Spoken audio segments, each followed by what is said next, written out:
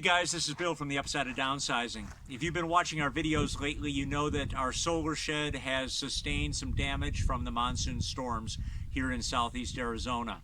The cob wall that you see behind me right here has taken a lot of hits, been hit with a lot of driving rain, as has the north wall, which is right around the corner.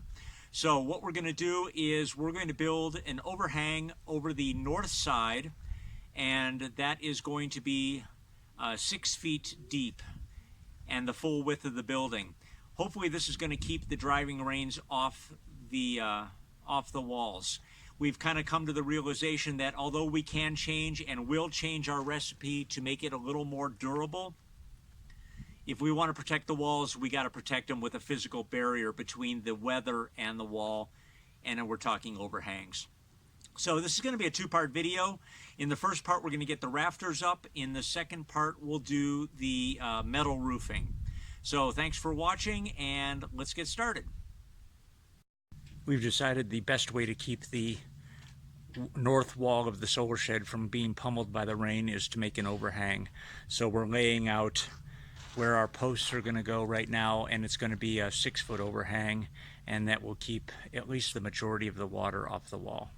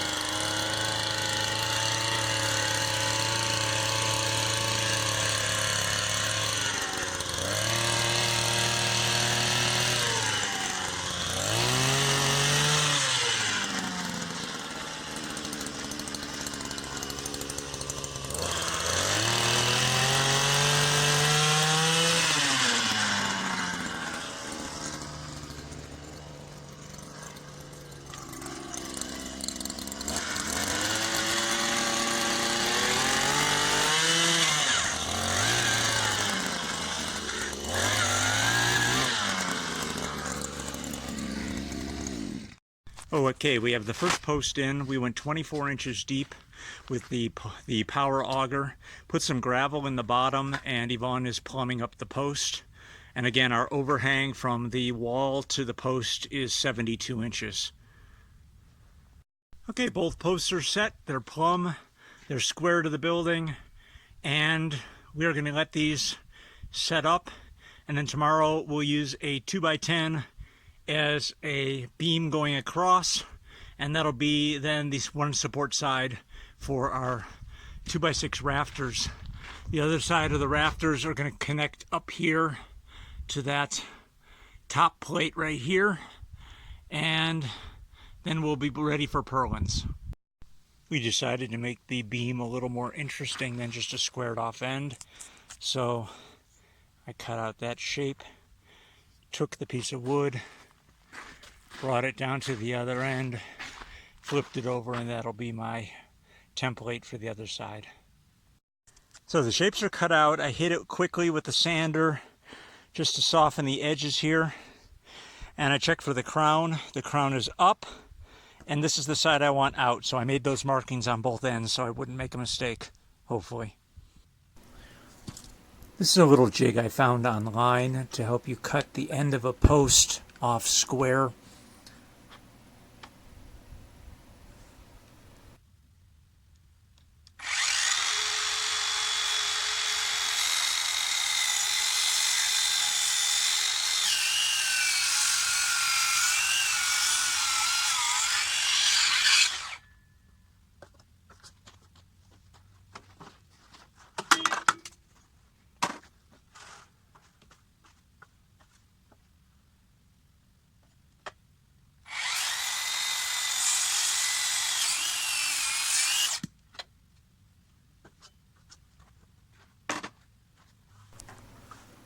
Here I'm measuring 9.5 inches down from the top of the post for the half lap joint for the 2x10 beam.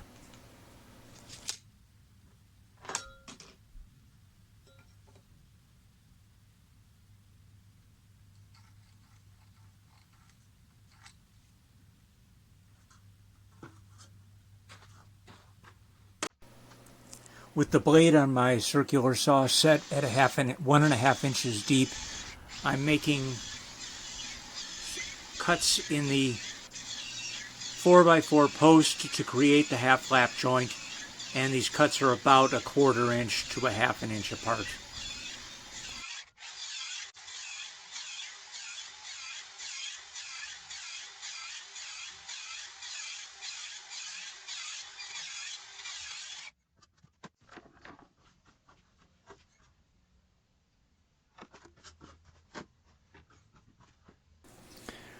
Using a hammer and chisel, I'm able to clean out the cut portions of that 4x4, and then just using the chisel, clean it up.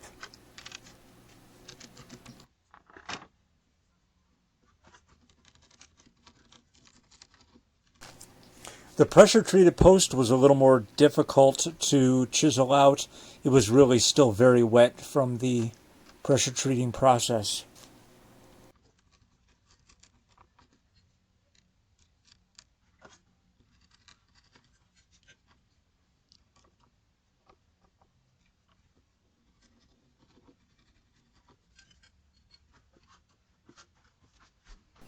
So with Yvonne's help, we grabbed the 2x10, we brought it over, set it on the half lap joint that I just created, and we temporarily clamped it in place after measuring to make sure that we were centered.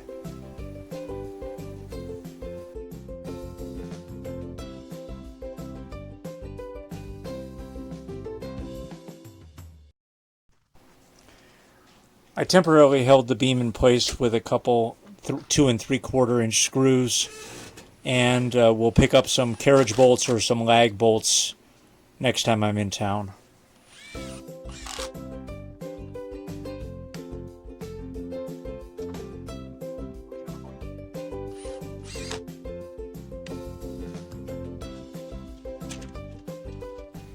I'm trying to get the staining done as the project proceeds. I am using the same polyurethane reinforced brown oil-based stain that I used on the rest of the solar shed. And it's just a question of getting it done. Not too many people enjoy painting. I don't mind it, but I do mind it when I'm standing in the sun and it's 95 degrees outside. But you gotta do what you gotta do.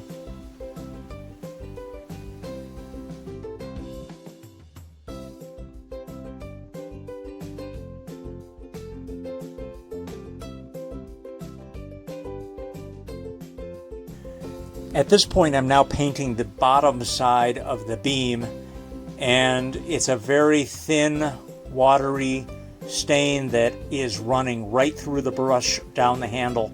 So I quick run and grab a rag, and I'm just going to finish it by ragging the rest of the stain.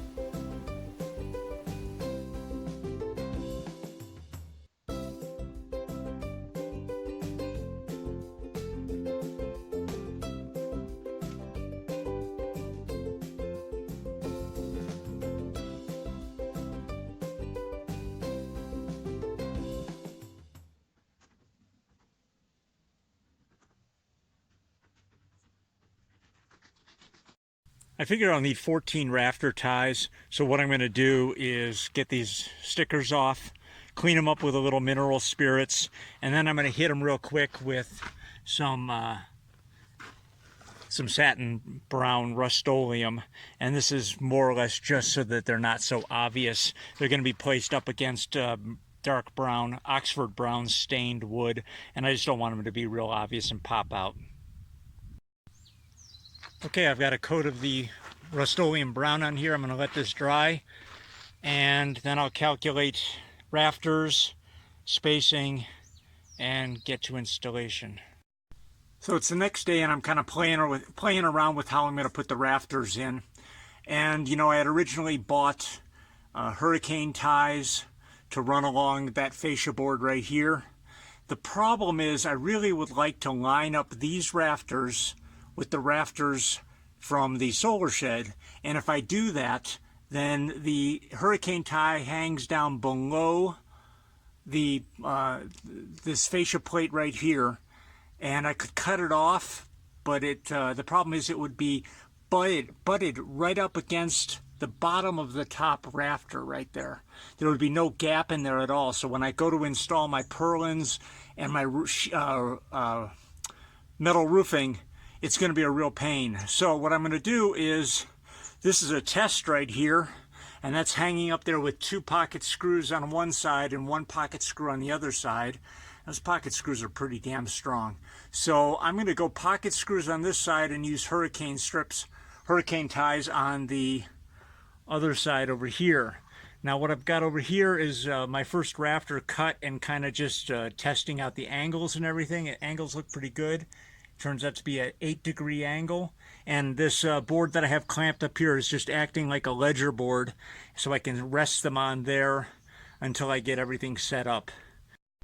So here's how I'm doing this. I'm putting in 2 pocket screws here, 1 on the other side, making sure that it's vertical and in line with my rafter above, and screwing it secure. Then what I'll do is I'm going to go along the other side, square it up, and I'm going to toenail from the top to hold it in place. I'll remove this ledger board and then install the hurricane clips.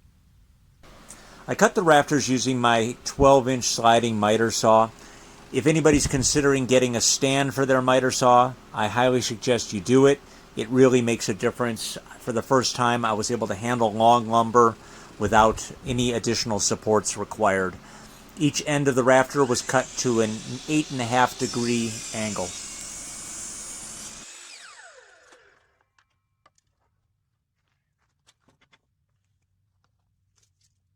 After the miters were cut, I took them over to the solar shed, checked for length and for fit, and then went on to install the pocket holes.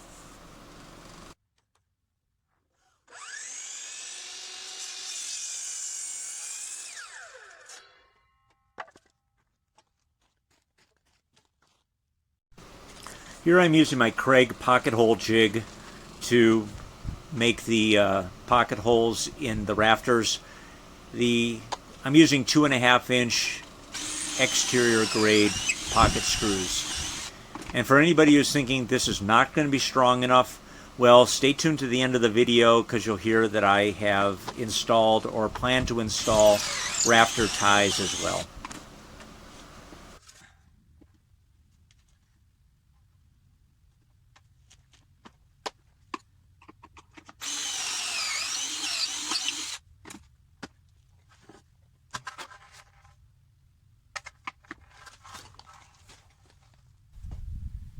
Okay, so we've got the rafters up.